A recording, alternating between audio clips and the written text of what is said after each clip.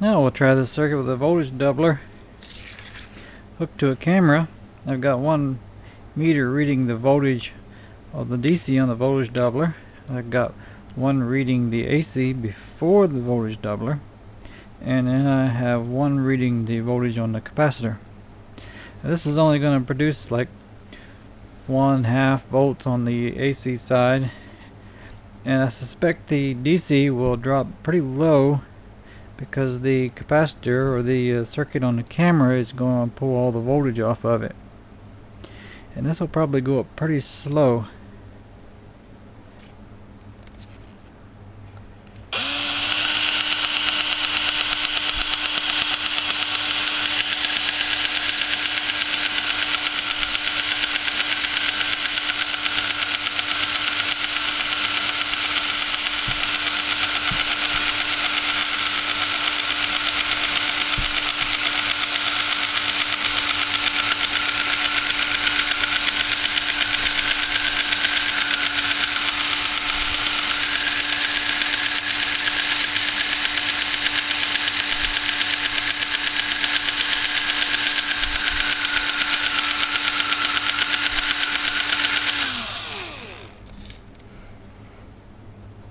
This looks like it's a 1 in front. That's actually a 0. The zero's faded out.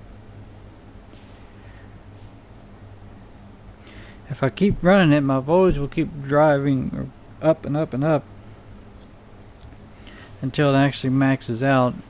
And these max are around 150 or 350 last I seen. The capacitor is only rated for 330.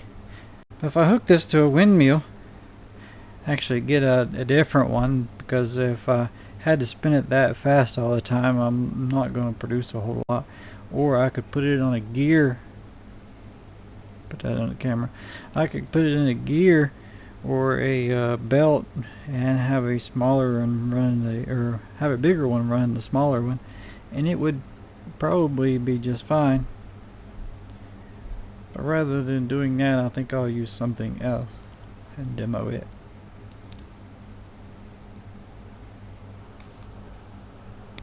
Now I've unhooked this one back up. If you remember my last video, this one actually produced 54 volts on the DC. I suspect it will be much lower because of this being hooked to it. We'll see how it does.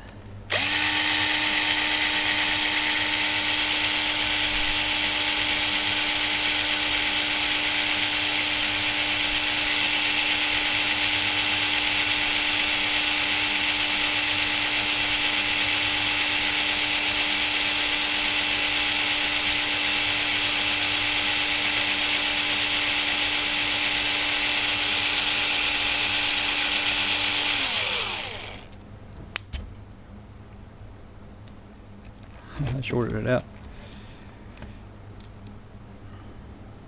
The voltage jumped up much faster.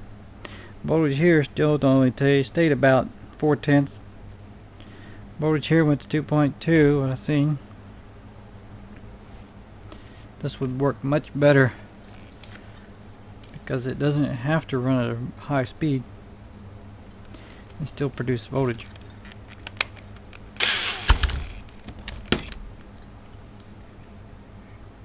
Turn it by hand here.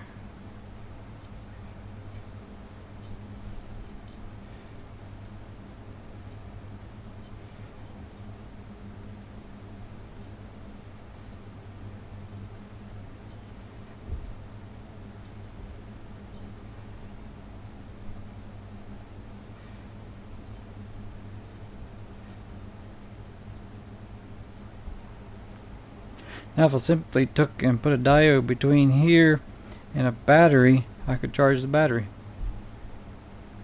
The reason I would put a diode between them, I don't want the battery bleeding back into the capacitor when it's not wind blowing. As you can see, this drops back down just sitting there.